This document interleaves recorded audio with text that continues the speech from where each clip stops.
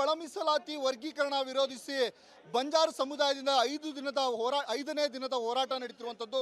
ಜಿಲ್ಲಾಧಿಕಾರಿ ಕಚೇರಿ ಮುಂದೆ ಸತತ 5 ದಿನ ಇವತ್ತಿಗೆ ಪ್ರತಿಭಟನೆಯನ್ನು ನಡೆಸಿ ಸರ್ಕಾರದ ವಿರುದ್ಧ ಆಕ್ರೋಶವನ್ನು ವ್ಯಕ್ತಪಡಿಸ್ತಿದ್ದಾರೆ. ಪ್ರತಿದಿನ ಇಂತಿಷ್ಟು ತಾಂಡಗಳು ಅಂತೇಳಿ ಪ್ರತಿಭಟನೆಗೆ ಭಾಗವಹಿಸ್ತಿರುವಂಥದ್ದು. ನಿಮಗೆ ದೃಶ್ಯಾವಳಿಗಳಲ್ಲಿ ಸಹ ತೋರಿಸ್ತಾ ಹೋಗ್ತೇನೆ. ಬಂಜಾರರ ಸಾಂಪ್ರದಾಯಿಕ ವೇಷಭೂಷಣಗಳನ್ನು ಧರಿಸಿ ಅವರ ಸಾಂಸ್ಕೃತಿಕ ಕಲೆಗಳನ್ನು ವ್ಯಕ್ತಪಡಿಸುವ ಮೂಲಕ ಸರ್ಕಾರದ ವಿರುದ್ಧ ಆಕ್ರೋಶವನ್ನು ವ್ಯಕ್ತಪಡಿಸ್ತಿರುವಂಥದ್ದು. ಪ್ರತಿಭಟನೆಯಲ್ಲಿ ಧರ್ಮಗುರುಗಳು ಸೇರಿದಂತೆ ಮಾಜಿ ಶಾಸಕರು, ಪ್ರತಿ ತಾಂಡದ ಮುಖಂಡರು, ನಾಯಕ್, ಡಾವ್, ಕಾರ್ಬಾರಿ ಹೀಗೆ ಅನೇಕ ಪ್ರತಿ ತಾಂಡದಿಂದ ಇಂತಿಷ್ಟು ತಾಂಡಗಳು ಇಡೀ ಜಿಲ್ಲೆಯಿಂದ ಪ್ರತಿದಿನ ಭಾಗವಹಿಸಿ ಪ್ರತಿಭಟನೆಯನ್ನು ಮಾಡ್ತಿದೆ. ಏನು ಅವೈಜ್ಞಾನಿಕ ಮೀಸಲಾತಿಯನ್ನು ಮಾಡಿದರೆ ಇದನ್ನು ಕೂಡಲೇ ಹಿಂಪಡಿಬೇಕು, ಸರಿಯಾದ ರೀತಿಯಲ್ಲಿ ವೈಜ್ಞಾನಿಕವಾಗಿ ಸಮೀಕ್ಷೆಯನ್ನು ನಡೆಸಿ ಮೀಸಲಾತಿಯನ್ನು ಜನಸಂಖ್ಯೆಗೆ ಅನುಗುಣವಾಗಿ ಮೀಸಲಾತಿಯನ್ನು ನೀಡಬೇಕಂತೇಳಿ ಪ್ರತಿಭಟನೆಯನ್ನು ಮಾಡ್ತಿರುವಂಥದ್ದು. ನನ್ನ ಜೊತೆಗೆ ಮಾತಾಡಲಿಕ್ಕೆ ಮಾಜಿ ಶಾಸಕರು ಸೇರಿದಂತೆ ಧರ್ಮಗುರುಗಳಿದ್ದಾರೆ, ಅವ್ರನ್ನ ಮಾತಾಡಿಸ್ತೇನೆ. ಸರ್, ಏನು ಪ್ರಮುಖ ಬೇಡಿಕೆಗಳು ಅಂತ ಹೇಳಿ? ಸರ್ಕಾರ ಒಳ ಮೀಸಲಾತಿಯನ್ನು ಜಾರಿಗೆ ತಂದಿದೆ. ಒಳ ಮೀಸಲಾತಿಯನ್ನು ಜಾರಿಗೆ ತರೋ ಸಂದರ್ಭದಲ್ಲಿ ನಾಗಮೋಹನ್ ದಾಸ್ ಅವರು ಏನು ವರದಿಯನ್ನು ಕೊಟ್ಟಿದ್ದಾರೆ, ಆ ವರದಿಯಲ್ಲಿ ಸಾಕಷ್ಟು ತಾರತಮ್ಯಗಳಿದೆ. ಆ ತಾರತಮ್ಯಗಳನ್ನು ಸರಿಪಡಿಸಿ ನಮ್ಮ ಸಮುದಾಯ ಕರ್ನಾಟಕ ರಾಜ್ಯದಲ್ಲಿ 30 ಲಕ್ಷಕ್ಕೂ ಹೆಚ್ಚಿದೆ. ಇಷ್ಟು ದೊಡ್ಡ ಜನಸಂಖ್ಯೆ ಇದ್ದರೂ ಕೂಡ ನಮಗೆ ಕೇವಲ 4% ಮೀಸಲಾತಿಯನ್ನು ನಿಗದಿಗೊಳಿಸಿರ್ತಕ್ಕಂಥದ್ದು ಘೋರ ಅನ್ಯಾಯ. ಇತರೆ ಸಮುದಾಯಗಳಿಗೆ 6% ಕೊಟ್ಟಿದೆ. ಯಾಕೆ ಕೊಟ್ಟಿದ್ದೀರಿ ನಾವು ಕೇಳ್ತಾ ಇಲ್ಲ.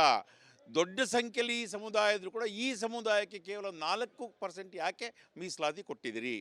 ನಾಗಮೋಹನ್ ದಾಸ್ರವರು ಹೇಳಿರ್ತಕ್ಕಂಥ ಅಂಶಗಳು ನಮ್ಮ ಸಾಮಾಜಿಕ, ಆರ್ಥಿಕ, ಶೈಕ್ಷಣಿಕ, ಔದ್ಯೋಗಿಕ ಸಮೀಕ್ಷೆಯಲ್ಲಿ ಈ ಸಮುದಾಯ ಇತರೆ ಸಮುದಾಯಗಳಿಗಿಂತ 17ಕ್ಕೂ ಹೆಚ್ಚು ಅಂಶಗಳಲ್ಲಿ ಹಿಂದುಳಿದಿದ್ದರೂ ಕೂಡ ಈ ಸಮುದಾಯವನ್ನು ಮುಂದೆ ಇದೆ ಅನ್ನುವಂಥ ರೀತಿಯಲ್ಲಿ ಬಿಂಬಿಸುವಂಥ ಪ್ರಯತ್ನ ಮಾಡಿದ್ದಾರೆ. ಹಾಗಾಗಿ ಸನ್ಮಾನ್ಯ ಸಿದ್ದರಾಮಯ್ಯನವರು ಈ ಅಂಶಗಳನ್ನು ಮತ್ತೊಮ್ಮೆ ಪುನರಾವಲೋಕನ ಮಾಡಬೇಕು. ಈ ಸಮಾಜಕ್ಕೆ ಆಗಿರ್ತಕ್ಕಂಥ ಅನ್ಯಾಯವನ್ನು ಸರಿಪಡಿಸಬೇಕು. ನಮಗೂ ಕೂಡ ಅವರಂತೆ 6% ಮೀಸಲಾತಿಯನ್ನು ನೀಡಬೇಕು. ಇದು ಈ ಹಿಂದೆ BJP ಸರ್ಕಾರ 15% ಇದ್ದಂಥ ಮೀಸಲಾತಿಯನ್ನು 17%ಗೆ ತೆಗೆದುಕೊಂಡೋಯಿತು. ಇವತ್ತು ಕಾಂಗ್ರೆಸ್ ಸರ್ಕಾರ ಅಸ್ತಿತ್ವದಲ್ಲಿದೆ. ಕಾಂಗ್ರೆಸ್ ಸರ್ಕಾರ ಅದರಂತೆ ಅವರು ಕೂಡ ಇನ್ನು 2% ಮೀಸಲಾತಿಯನ್ನು ಜಾಸ್ತಿ ಮಾಡಲಿ, ನಮಗೇನು ಸಮಸ್ಯೆ ಇಲ್ಲ. ಬೇರೆಯವ್ರಿಗೆ ಕೊಟ್ಟಿರುವಂಥ ಮೀಸಲಾತಿಯನ್ನು ವಾಪಸ್ ತಗೊಳ್ಳಿ ಅಂತ ನಾವು ಕೇಳ್ತಾ ಇಲ್ಲ. ಅವ್ರಿಗೇನು ಕೊಟ್ಟಿದ್ರಿ ಕೊಡಿ, ನಮಗೂ ಅವರ ಹಾಗೆ 6% ಮೀಸಲಾತಿಯನ್ನು ಕೊಡಿ. ಅಷ್ಟೇ ಸಮೂಹ, ದೊಡ್ಡ ಸಂಖ್ಯೆ ಜನಸಮೂಹ ಈ ಸಮಾಜ ಕರ್ನಾಟಕ ರಾಜ್ಯದಲ್ಲಿದೆ. ಪ್ರತಿಭಟನೆ 5ನೇ ದಿನಕ್ಕೆ ಕಾಲಿಟ್ಟಿರುವಂಥದ್ದು. ಆದರೆ ಸರ್ಕಾರ ಎಲ್ಲೋ ಒಂದು ಕಡೆ ಸಮಾಜದ ಕಡೆಗೆ ಕಣ್ಣೆರೆಸ್ತಿರ್ಲವ ಅಂತ ನಮಗೆ ಪ್ರಯತ್ನಗಳು ನಮ್ಮ ಕಡೆಯಿಂದ ನಡೀತಾ ಇದೆ. ನಾವು ಸಾವಧಾನವಾಗಿ ಶಾಂತಿಯುತವಾದಂಥ ಒಂದು ಸಮಾಜ, ಇದುವರೆಗೂ ಯಾರಿಗೂ ತೊಂದರೆ ಕೊಟ್ಟು ನಾವು ಈ ಸಮಾಜಕ್ಕೆ ಅನ್ಯಾಯ ಆಗಬಾರ್ದು ಅಂತ ಉದ್ದೇಶದಿಂದ ನಾವು ಇದುವರೆಗೂ ಯಾವತ್ತೂ ಪಾದ ಊರಿ ನಾವು ಪ್ರತಿಭಟನೆಯಲ್ಲಿ ಕೂತಿರಲಿಲ್ಲ. ಇದು ನಮ್ಮ ಮೊದಲ ಪ್ರಯತ್ನ ಶುರುವಾಗಿದೆ. ಈ ಪ್ರಯತ್ನ ಯಾವ ಹಂತಕ್ಕೆ ಹೋಗುತ್ತೆ ಗೊತ್ತಿಲ್ಲ. ಸರ್ಕಾರವನ್ನು ಹೆಚ್ಚಿಸುವಂಥ ಕೆಲಸವನ್ನು ನಾವು ಮಾಡ್ತಾ ಇದ್ದೀವಿ. ಮುಂದೆ ಸರ್ಕಾರ ಕ್ರಮ ಕೈಗೊಳ್ಳಿಲ್ಲ ಅಂದರೆ ನಮ್ಮ ಜನ ಯಾವ ತೀರ್ಮಾನಕ್ಕೆ ಹೋಗ್ತಾರೆ ಅನ್ನೋಂಥದ್ದನ್ನು ನಾವು ಕಂಟ್ರೋಲ್ ಮಾಡಲಿಕ್ಕಾಗಲ್ಲ. ಯಾವ ತೀರ್ಮಾನಕ್ಕೆ ಹೋದರೂ ಕೂಡ ನಾವು ಜನರ ಜೊತೆ ನಿಲ್ಲಬೇಕಾಗುತ್ತೆ, ಸಮುದಾಯದ ಪರವಾಗಿ ನಿಲ್ಲಬೇಕಾಗುತ್ತೆ. ನಾಳೆ ಈ ರಾಜ್ಯದಲ್ಲಿ ಈ ಸಮಾಜಕ್ಕೆ ನ್ಯಾಯ ಸಿಗೋವರೆಗೂ ನಾವು ಯಾವುದೇ ಕಾರಣಕ್ಕೂ ಇಲ್ಲಿಂದ ಕದಲಲ್ಲ. ಗುರುಗಳೇ, ಈಗ 5 ದಿನಗಳಿಂದ ಏನು ಹೋರಾಟವನ್ನು ಮಾಡ್ತಾ ಇದ್ದೀರಾ, ಏನು ಪ್ರಮುಖ ಬೇಡಿಕೆಗಳು ಅಂತ ಹೇಳಿ? ನಮ್ಮ ಬೇಡಿಕೆ, ನಾವು ಈ ಏನು ಸರ್ಕಾರ ಇದೆ, ಕಾಂಗ್ರೆಸ್ ಸರ್ಕಾರ, ಭಾಳ ನಂಬಿದ್ವಿ. ನಾವು ಎಷ್ಟು ನಂಬಿದ್ದೇವೆ ಈ ಸರ್ಕಾರಕ್ಕಂದರೆ, ಹಿಂದಿನ ಸರ್ಕಾರ ಭಾಳ ನಿಮಗೆ ಅನ್ಯಾಯ ಮಾಡಿದೆ ಹಿಂದಿನ ಸರ್ಕಾರ ಅಂಥೇಳಿ ಇದೇ ಸರ್ಕಾರದವ್ರು ಕೆಲವು ಲೀಡರ್ಗಳು ಬಂದು ಹೇಳಿದಾಗ ನಾವು ಆ ಸರ್ಕಾರವನ್ನು ತಿರಸ್ಕರಿಸಿ ಈ ಸರ್ಕಾರನ ಎಲ್ಲರೂ ಓಟ್ ಹಾಕಿ ತಂದಿದ್ದಾರೆ. ಇವತ್ತು ಮಾನ್ಯ ಮುಖ್ಯಮಂತ್ರಿಗಳಿಗೆ ನಾವೇನು ಕೇಳ್ತೇವಪ್ಪ ಅಂದರೆ, ಮುಖ್ಯಮಂತ್ರಿಗಳೇ, ನೀವು ಏನು ಈಗ ನಿಮಗೆ 5% ಮೀಸಲಾತಿಯನ್ನು ಕೊಟ್ಟಿದ್ದೀರಿ, ಈ ಒಂದು 5% ಮೀಸಲಾತಿ ನಮಗೆ ಸಾಕಾಗೋದಿಲ್ಲ. ನಮಗೆ ಕನಿಷ್ಠ ಅಂದರೂ 7% ಮೀಸಲಾತಿ ಕೊಡಬೇಕಾಗ್ತದೆ. ಹಿಂದಿನ ಏನು BJP ಸರ್ಕಾರ ಇತ್ತು ಅದು ನಮಗೆ 4 ಜಾತಿಗೆ 4.5% ಕೊಟ್ಟಿತ್ತು ಮೀಸಲಾತಿಯನ್ನು. ಈಗ ನೀವೇನು ಮಾಡಿದ್ದೀರಪ್ಪ ಅಂದರೆ ನಮ್ಮ ಜೊತೆಗೆ 59 ಜಾತಿ ಸೇರಿಸಿ 63 ಜಾತಿ ಮಾಡಿ 5% ನೀವು ಮೀಸಲಾತಿ ಕೊಟ್ಟಿದ್ದೀರಿ. ಇದು ಯಾವ ಕಾರಣಕ್ಕೂ ನಮ್ಗೆ ಒಪ್ಪಿಗೆ ಇಲ್ಲ. ನಾವು ಪ್ರತಿದಿನ ಏನು ಇವತ್ತು 15ನೇ ತಾರೀಕು 12ನೇ ತಾರೀಕಿಂದ 15ನೇ ತಾರೀಕಿನವರೆಗೆ ಇವತ್ತು ಹೋರಾಟ ನಡೀತಾ ಇದೆ. ಇನ್ನು 20ನೇ ತಾರೀಕುವರೆಗೂ ನಮ್ಮ ಹೋರಾಟ ಇದೆ. ನಮಗೆ ಆಗಿರೋ ಅಂಥ ಅನ್ಯಾಯವನ್ನು ನೀವು ಸರಿಪಡಿಸೋವರೆಗೂ ನಮ್ಮ ಹೋರಾಟ ಯಾವತ್ತೂ ಇದ್ದೇ ಇರುತ್ತೆ ಅಂಥೇಳಿ ನಾವು ರಾಜ್ಯ ಸರ್ಕಾರಕ್ಕೆ ತಿಳಿಸ್ತಾ ಇದ್ದೀವಿ. ಎಲ್ರಿಗೂ ಒಳ್ಳೆಯದಾಗಲಿ. ಈಗ ಇನ್ಮೇಲೆ ಇಲ್ಲಿಂದ ಮುಂದೆ ಏನೋ ನಾವು 20ನೇ ತಾರೀಕು ನಂತರ ಇನ್ನು ಇಡೀ ರಾಜ್ಯದಲ್ಲಿ ಎಲ್ಲ ಕಡೆನೂ ನಮ್ಮ ಪ್ರತಿಭಟನೆ ಇರ್ತೈತೆ. ಈಗೇನು ನಾವು ಇಷ್ಟು ದಿವಸ ಏನೋ ನಾವು ಶಾಂತಿಯುತವಾಗಿ ಪ್ರತಿಭಟನೆಯನ್ನು ಮಾಡ್ತಾ ಇದ್ದೀವಿ. ಮುಂದೂ ನಾವು ಶಾಂತಿಯುತವಾಗಿ ಪ್ರತಿಭಟನೆಯನ್ನು ಮಾಡ್ತೀವಿ. ಏನಪ್ಪ ಯಾವ ಕಾರಣಕ್ಕೂ ನಮಗೆ ಅನ್ಯಾಯ ಆಗ್ಲಂಗೆ ಸರ್ಕಾರ ನಮಗೊಂದು ನ್ಯಾಯ ಕೊಟ್ಟರೆ ಸಾಕು, ಅದನ್ನು ನಾವು ಕೇಳ್ತಾ ಇದ್ದೇವೆ. ಇವತ್ತು ನಾವು ಈ ಪ್ರತಿಭಟನೆ ಶಿವಮೊಗ್ಗ ಜಿಲ್ಲೆಯಲ್ಲಿ ನಾವು DC ಆಫೀಸ್ ಮುಂದೆ ಕೂತಿದ್ದೇವೆ. ಎಲ್ರಿಗೂ ಇವತ್ತೇನು ಸೇರಿದ್ದಾರೆ ನಮ್ಮ ಕೊರ್ಮ, ಕೊರ್ಚ, ಬೋವಿ, ಲಂಬಾಣಿ ಎಲ್ಲ ಸಮಾಜದವರು ಈ ಜಿಲ್ಲೆಯಿಂದ ಒದಗಿಸ್ಕೊಡ್ಬೇಕು. ಹೌದು, ನಾವು ನ್ಯಾಯನೇ ಕೇಳ್ತಾ ಇದ್ವಿ. ನ್ಯಾಯ ಯಾವ ಕಾರಣಕ್ಕೂ ಸರ್ಕಾರ ನಮಗೆ ನ್ಯಾಯ ಕೊಡಬೇಕು. ನ್ಯಾಯ ಕೊಡದೇ ಇದ್ದರೆ ಮುಂದಿನ ನಮ್ಮ ಹೋರಾಟ ಉಗ್ರವಾದ ಹೋರಾಟ ಇರುತ್ತೆ. ಅದು ನಾವು ಸರ್ಕಾರಕ್ಕೆ ತಿಳಿಸ್ತಾ ಇದ್ದೇವೆ. ಈ ಒಂದು ಮೀಡಿಯಾ ಮೂಲಕ ನಾವು ತಿಳಿಸ್ತಾ ಇದ್ದೇವೆ. ಇದಿಷ್ಟು ಬಂಜಾರ ಸಮುದಾಯದ ಧರ್ಮಗುರುಗಳು ಸೇರಿದಂತೆ ಮಾಜಿ ಶಾಸಕರ ಮಾತು. ಏನು ಅವೈಜ್ಞಾನಿಕವಾಗಿ ಮೀಸಲಾತಿಯನ್ನು ವರ್ಗೀಕರಿಸಿದ್ದಾರೆ. ಕೂಡಲೇ ಈ ಮೀಸಲಾತಿಯನ್ನು ಹಿಂಪಡಿಬೇಕು, 7ರಷ್ಟು ಮೀಸಲಾತಿಯನ್ನು ನೀಡಬೇಕು. ಇಲ್ಲದೆ ಹೋದರೆ ರಾಜ್ಯ ಸರ್ಕಾರದ ವಿರುದ್ಧ ತೀವ್ರವಾದ ಹೋರಾಟವನ್ನು ಮಾಡ್ತೇವೆ ಅನ್ನುವಂಥ ಎಚ್ಚರಿಕೆಯನ್ನು ಸರ್ಕಾರಕ್ಕೆ ನೀಡಿರುವಂಥದ್ದು. ಕ್ಯಾಮ್ರಾ ಪರ್ಸನ್ ಚಿರಾಗ್ ಜೊತೆ ಭೀಮಾ ನಾಯ್ಕ, ರಿಪಬ್ಲಿಕ್ ಕನ್ನಡ, ಶಿವಮೊಗ್ಗ. ಒಳ ಮೀಸಲಾತಿ ವರ್ಗೀಕರಣ ವಿರೋಧಿಸಿ ಬಂಜಾರ ಸಮುದಾಯದಿಂದ 5ನೇ ದಿನದ ಹೋರಾಟ ನಡೀತಿರುವಂಥದ್ದು. ಜಿಲ್ಲಾಧಿಕಾರಿ ಕಚೇರಿ ಮುಂದೆ ಸತತ 5 ದಿನ ಇವತ್ತಿಗೆ ಪ್ರತಿಭಟನೆಯನ್ನು ನಡೆಸಿ ಸರ್ಕಾರದ ವಿರುದ್ಧ ಆಕ್ರೋಶವನ್ನು ವ್ಯಕ್ತಪಡಿಸ್ತಿದ್ದಾರೆ. ಪ್ರತಿದಿನ ಇಂತಿಷ್ಟು ತಾಂಡಗಳು ಅಂತೇಳಿ ಪ್ರತಿಭಟನೆಗೆ ಭಾಗವಹಿಸ್ತಿರುವಂಥದ್ದು. ನಿಮಗೆ ದೃಶ್ಯಾವಳಿಗಳಲ್ಲಿ ಸಹ ತೋರಿಸ್ತಾ ಹೋಗ್ತೇನೆ. ಬಂಜಾರರ ಸಾಂಪ್ರದಾಯಿಕ ವೇಷಭೂಷಣಗಳನ್ನು ಧರಿಸಿ ಅವರ ಸಾಂಸ್ಕೃತಿಕ ಕಲೆಗಳನ್ನು ವ್ಯಕ್ತಪಡಿಸುವ ಮೂಲಕ ಸರ್ಕಾರದ ವಿರುದ್ಧ ಆಕ್ರೋಶವನ್ನು ವ್ಯಕ್ತಪಡಿಸ್ತಿರುವಂಥದ್ದು.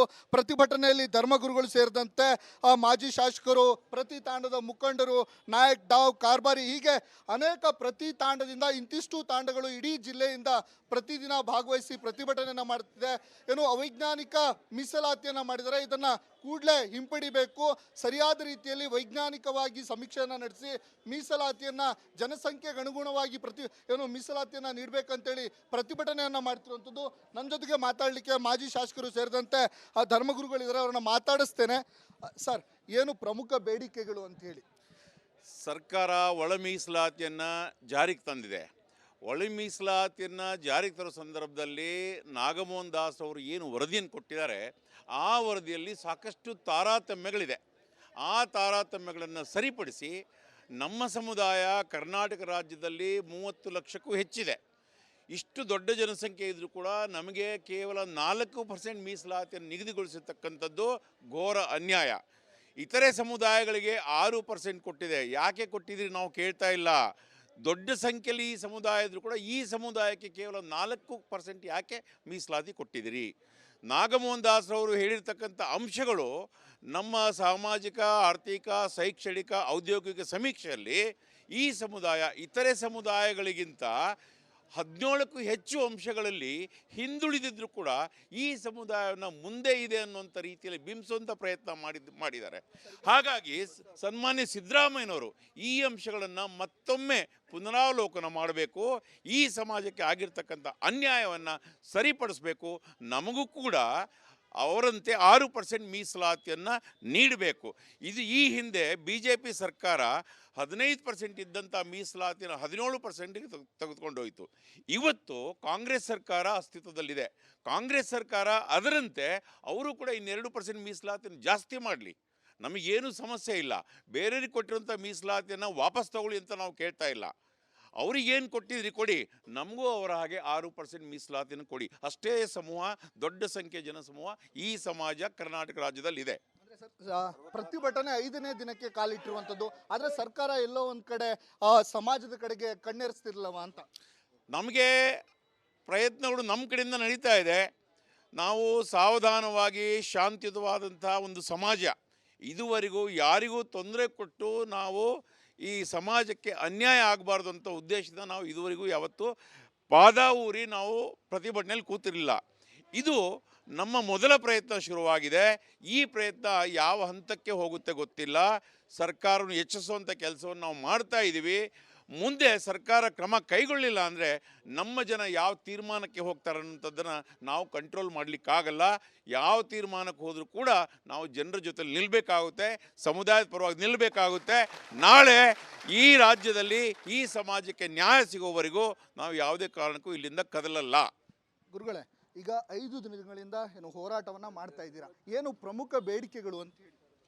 ನಮ್ಮ ಬೇಡಿಕೆ, ನಾವು ಈ ಏನು ಸರ್ಕಾರ ಇದೆ, ಕಾಂಗ್ರೆಸ್ ಸರ್ಕಾರ, ಭಾಳ ನಂಬಿದ್ವಿ.